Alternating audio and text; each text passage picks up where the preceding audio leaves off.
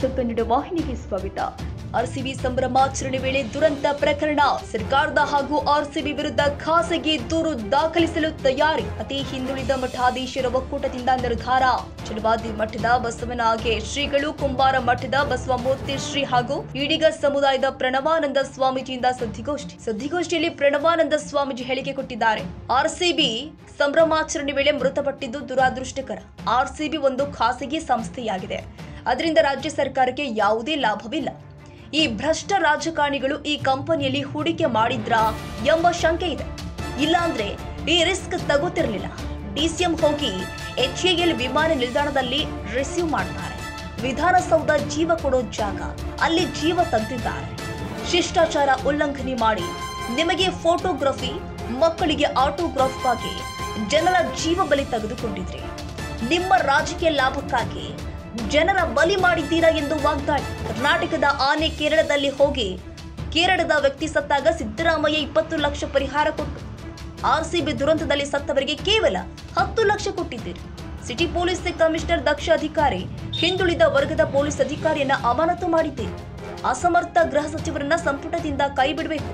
ಅವರಿಂದ ಗೃಹ ಇಲಾಖೆ ನಿರ್ವಹಿಸಲು ಸಾಧ್ಯ ಆಗ್ತಾ ಇಲ್ಲ. ಕಬ್ಬನ್ ಪಾರ್ಕ್ ಠಾಣೆಯಲ್ಲಿ ಆರ್ಸಿಬಿ ಹಾಗೂ ಸಿಎಂ, ಡಿಸಿಎಂ, ಗೃಹ ಸಚಿವರು ಮತ್ತು ಡಿಜಿ ವಿರುದ್ಧ ನಾಳೆ ದೂರು ಕೊಡಲಾಗುತ್ತೆ. ಅಲ್ಲದೆ ಆರ್ಸಿಬಿ ವಿರುದ್ಧ ಇಡಿಗೂ ದೂರು ಕೊಡ್ತೀವಿ. ಯಾವ ರಾಜಕಾರಣಿಯು ಹೂಡಿಕೆ ಮಾಡಿದ್ದಾರೆ ಅನ್ನೋದು ಬಯಲಿಗೆ ಬರಲಿ ಅಂತ ಹೇಳಿಕೆ ಕೊಟ್ಟಿದ್ದಾರೆ ಸ್ವಾಮೀಜಿಗಳು. ಸರ್ಕಾರಿ ನೌಕರಿಯನ್ನೇ ಕೊಡಬೇಕು ಅಂತಕ್ಕಂಥದ್ದು ಕೂಡ ನಮ್ಮದು ಬೇಡಿಕೆ ಇದೆ. ಮತ್ತು ದಯವಿಟ್ಟು ಮಾಧ್ಯಮದ ಮಿತ್ರರು, ನಾನು ಹಿಂಗೆ ಹೇಳಿದೆ, 11 ತಿಂಗಳ ಹಿಂದೆ ನಡೆದಿರ್ತಕ್ಕಂಥ ಶಿರೂರು ಗುಡ್ಡದಲ್ಲಿಯೂ ಕೂಡ ಅದು ಒಂದು ನಿಲ್ಲಿಸಬೇಕು. ಇವತ್ತು ಕೂಡ IRB ಕಂಪನಿಯನ್ನು ಅರೆಸ್ಟ್ ಮಾಡಿ ನಾನೇ ಕೇಸ್ ಮಾಡಿದ್ದೀನಿ. ಕೊಲೆ ಕೇಸ್ ದಾಖಲೆ ಮಾಡಿಸಿದೆ ನಾನೇ.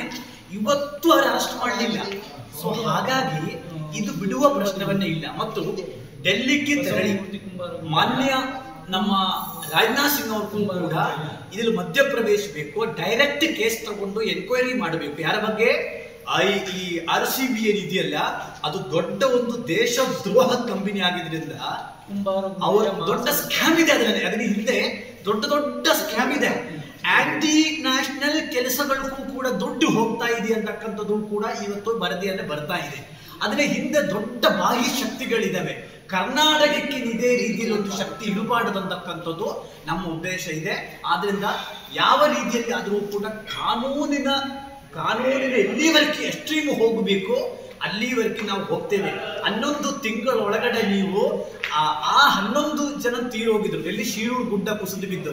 ಯಾಕೆ ಅವರು ಅರೆಸ್ಟ್ ಮಾಡಲಿಲ್ಲ? ಇವತ್ತುವರೆಗೆ ಅರೆಸ್ಟ್ ಮಾಡಲಿಲ್ಲ. 8 ಜನರ ಮೇಲೆ ಕೇಸ್ ಹಾಕಿ ನ್ಯಾಯಾಲಯ ಹೇಳಿದೆ. ಇದೇ ಸೇಮ್ ಘಟನೆಯನ್ನೇ. ಇಲ್ಲಿ ಕ್ರಿಕೆಟ್ ಆಟ, ಅಲ್ಲಿ ಗುಡ್ಡ, ಸೇಮ್ ಇದು. ಎರಡೂ ಸರ್ಕಾರದ ಅನಾಸ್ಥೆಯನ್ನೇ, ಸರ್ಕಾರದ ಬೇಜವಾಬ್ದಾರಿಯೇ. ಹಾಗಾಗಿ ಈ ಸರ್ಕಾರಕ್ಕೆ ಶಾಪ ತಟ್ಟುತ್ತೆ.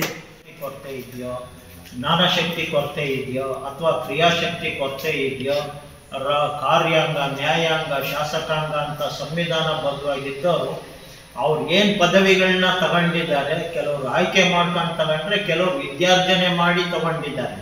ಹಾಗಾಗಿ ಇಂಥ ಒಂದು ಸಾಮಾನ್ಯ ಜ್ಞಾನ, ಒಂದು ವಿವೇಚನೆಯಿಂದ ಇಷ್ಟೊಂದು ದುರ್ಬಲ ಸರ್ಕಾರ ಆಗಬಾರ್ದು. ಹಾಗಾಗಿ ನಾವು ಒತ್ತಾಯ ಮಾಡ್ತೇವೆ. ಇದಕ್ಕೆ ಒಂದಿಷ್ಟು ಸಮಯವನ್ನು ಕೊಡ್ತೇವೆ. ಆದಷ್ಟು ಬೇಗ ಸರಿ ಹೋಗ್ಲಿ ಅನ್ನೋಂಥ ನಿರೀಕ್ಷೆಯನ್ನ ಇಟ್ಟಿದ್ದೇವೆ. ಒಂದು ಪಕ್ಷ ಇವರು ಇದೇ ದುರ್ಬಲತೆಯಿಂದ ಇದ್ರೆ ನಾವು ಮಠಾಧೀಶರು ಇಂಡಿಯನ್ ಕಾನ್ಸ್ಟಿಟ್ಯೂಷನ್ ಅಂದ್ರೆ ಏನು, ರಾಜ್ಯಾಂಗ ಅಂದ್ರೆ ಏನು ಅನ್ನೋದನ್ನ ಜನಸಾಮಾನ್ಯರಿಗೆ ಮುಟ್ಟಿಸುವಲ್ಲಿ ನಾವೆಲ್ಲ ಕೂಡ ಮಠವನ್ನ ತೊರಿತೇವೆ ಅನ್ನೋಂಥ ಮಾತನ್ನ ಹೇಳಲಿಕ್ಕೆ, ಜನಸಾಮಾನ್ಯರಿಗೆ ಸಂವಿಧಾನ ಜಾಗೃತಿಯನ್ನ ಮಾಡೋಕ್ಕೆ ಹೊರಗೆ ಬರ್ತೇವೆ. ಬರೇ ನೀವು ಸಂವಿಧಾನ ಪೀಠಿಕೆಯನ್ನ ಕೊಟ್ಟರೆ ಆಗೋದಿಲ್ಲ. ಈ ದಕ್ಷತೆಯ ಆಡಳಿತವನ್ನು ನಾವು ನಿಮ್ಮಿಂದ ನಿರೀಕ್ಷೆ ಮಾಡ್ತಾ ಇದ್ದೇವೆ ಅನ್ನುವಂಥ ಮಾತನ್ನು ಹೇಳ್ತಾ, ಇವತ್ತು ಏನು ಬೆಂಗಳೂರಲ್ಲಿ 4ನೇ ತಾರೀಕು ನಡೆದಿರ್ತಕ್ಕಂಥ ಘಟನೆ ನೆನೆಸಿಕೊಂಡು ನನಗೆ ಕಣ್ಣೀರು ಬರ್ತಾ ಇದೆ. ಯಾಕಂದರೆ ಪ್ರತಿಯೊಬ್ಬ ಕ್ರಿಕೆಟ್ ಅಭಿಮಾನಿಗಳ ಹುಚ್ಚು ಕಿಚ್ಚಾಗಿ, ಹೆಚ್ಚಾಗಿ, ಕೊಲೆಯಾಗಿ, ಸೂತಕದ ಛಾಯೆ ನಮ್ಮ ಕರ್ನಾಟಕಕ್ಕೆ ಮುಟ್ಟಿದೆ. ಅದನ್ನು ನೋಡ್ತಾ ಇದ್ದರೆ ನಾವು ಮಠದಲ್ಲಿದ್ದು ನಾವು ನಮ್ಮ ಸಮುದಾಯಕ್ಕೆ, ನಮ್ಮ ಜನಾಂಗಕ್ಕೆ ನಾವು ಏನು ಹೇಳಬೇಕು ಅಂತೆಲ್ಲ ಗೊತ್ತಾಗ್ತಾ ಇಲ್ಲ. ಪ್ರತಿ ಊರು, ಪ್ರತಿ ಗ್ರಾಮಕ್ಕೆ ಹೋದರೆ ನಾವು ಜನಗಳಿಗೆ ಏನು ಹೇಳಬೇಕು ಹೇಳಿ? ಗೌರ್ಮೆಂಟು ಯಾವ ಥರ ತೀರ್ಮಾನ ತಗೋಬೇಕು, ಯಾಕೆ ನಮ್ಮ ಕ್ರಿಕೆಟ್ ಅಭಿಮಾನಿಗಳಿಗೆ ಹಾಗೂ ಕ್ರಿಕೆಟ್ ಆಟಗಾರರಿಗೆ ಏನು ಸೂಚನೆ ಮಾಡಬೇಕು. ಯಾವ ಥರ ಅದನ್ನು ಸಭೆ ಸಮಾರಂಭ ಮಾಡಬೇಕು ಅಂತದ್ದು ಯೋಚನೆ ಇರಬೇಕು ಅವ್ರಿಗೆ. ಇವತ್ತೇನು ವಿಧಾನಸೌಧದಲ್ಲಿ ಮಾಡ್ತಕ್ಕಂಥ ಸಭೆ ಅಲ್ಲ, ಅದು ಸ್ವಂತ ಸಭೆ, ಅದು ಗೌರ್ಮೆಂಟು ತಪ್ಪಾಗಿ ಮಾಡಿದೆ. ಅದೇ ರೀತಿ ಚಿನ್ನಸ್ವಾಮಿ ಸ್ಟೇಡಿಯಂಲ್ಲಿ ಮಾಡಿರ್ತಕ್ಕಂಥದ್ದು ದುರಂತ. ಅಲ್ಲಿ ಜನ ಸೇರುವಂಥ ಅಷ್ಟು 5 ಲಕ್ಷ ಜನ ಸೇರುವಂಥ ಒಂದು ವೇದಿಕೆ ಅಲ್ಲ, ಅಲ್ಲಿ ತುಂಬ ಜಾಗನೂ ಇಲ್ಲ. ಅಷ್ಟು ಜನರು ಒಳಗಡೆ ಸೇರಿಸಿ ಒಂದು ನಿಮ್ಮ ಮಕ್ಕಳ ಭವಿಷ್ಯಕ್ಕಾಗಿ ನೀವು ರಾಜಕಾರಣಿಗಳೆಲ್ಲ ಸೇರಿ ಮಾಡಿರ್ತಕ್ಕಂಥ ಈ ಹುನ್ನಾರ ನಮ್ಮ ಬಡ ಜನತೆಗೆ ಪೆಟ್ಟು ಬಿದ್ದಿದೆ. 11 ಜನ ಇವತ್ತಿನ ದಿನ ಏನು ಬಡ ನಮ್ಮ ಹಿಂದುಳಿದ ಸಮಾಜದ ಬಂಧುಗಳು ಏನು ಸಾವಿಗೀಡಾಗಿರ್ತಾರೆ, ಅವರ ಪ್ರತಿಯೊಬ್ಬ ತಂದೆ ತಾಯಿಗಳು ಇವತ್ತು ನೋವಿನಲ್ಲಿ ಕಣ್ಣೀರಿನ ಕೋಡಿಯಲ್ಲಿ ನೆಲಿತಾ ಇದ್ದಾರೆ. ನಾವು ಅದನ್ನು ನೋಡಿ ಟಿವಿನಲ್ಲಿ ನಮಗೂ ಭಾಳ ದುಃಖ ಆಗಿದೆ.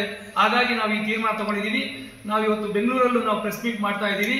ನೀವು ನಮ್ಮ ಜನಾಂಗಕ್ಕೆ ಅನ್ಯಾಯ ಮಾಡಿದ್ದೀರಿ, ನೀವೆಲ್ಲ ಏನು ರಾಜಕೀಯದಲ್ಲಿದ್ದೀರಿ ಎಲ್ಲರೂ ನೀವು ರಾಜೀನಾಮೆ ಕೊಟ್ಟು, ತಪ್ಪಾಗಿದೆ ನೀವು ಮಾಡ್ತಕ್ಕಂಥ ಎಲ್ಲ ಕಾರ್ಯಗಳು ತಪ್ಪಾಗ್ತಾ ಇದ್ದಾವೆ, ಸರಿಯಾದ ರೀತಿಯಲ್ಲಿ ನೀವು ಮಾಡಬೇಕು.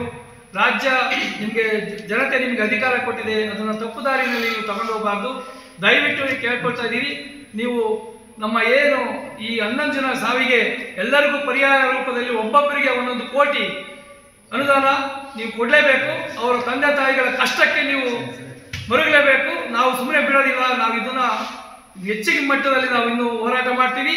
ಖಂಡಿತ ನೀವು ಪ್ರತಿಯೊಬ್ಬರಿಗೂ ನೀವು ಬಡ ಮಕ್ಕಳಿಗೆ ಅನ್ಯಾಯ ಮಾಡಿದರೆ ಅವರ ಮುಂದಿನ ಭವಿಷ್ಯ ಏನು, ಅವರ ತಂದೆ ತಾಯಿಗಳ ಭವಿಷ್ಯ ಏನು, ಅವರ ತಾಯಂದಿರು ಅಜ್ಜಿಯಂದಿರು ಅವರು ನೆನೆಸಿಕೊಂಡು ಇವತ್ತು ಕಣ್ಣೀರ ಕೋಡಿನಲ್ಲಿ ಹೋಗ್ತಾ ಇರಬಾರ್ದು.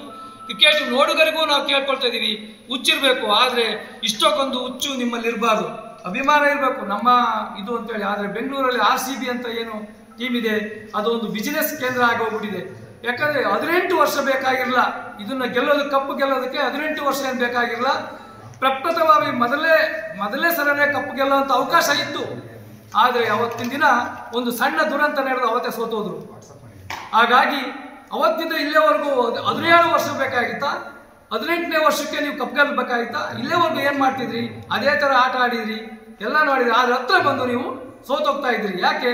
ಅದು ಒಂದು ದುಡ್ಡಿನ ವ್ಯಾಮೋಹ ನಿಮ್ಮಲ್ಲಿ ಹುಚ್ಚು ಹಬ್ಬಿಸಿತ್ತು. ಮೋಸ ಮೋಸ ಮೋಸ ಎಲ್ಲ ಮೋಸ ಮಾಡಿ ಕೊನೆಗೆ 18ನೇ ವರ್ಷದಲ್ಲಿ ಕಪ್ ಗೆದ್ದು